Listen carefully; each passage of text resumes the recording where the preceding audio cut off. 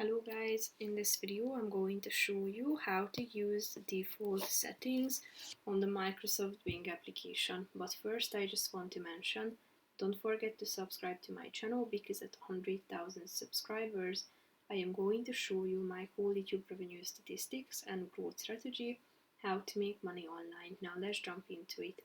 First of all, open the website on your device, and then you should tap on this settings and quick links option in the upper right corner of the screen. So tap on it and then click on settings, which is the first option, and click on the more button. Here you should scroll down to the bottom of the page where you can find the use default settings button. Tap on it and then you will be able to find everything in the default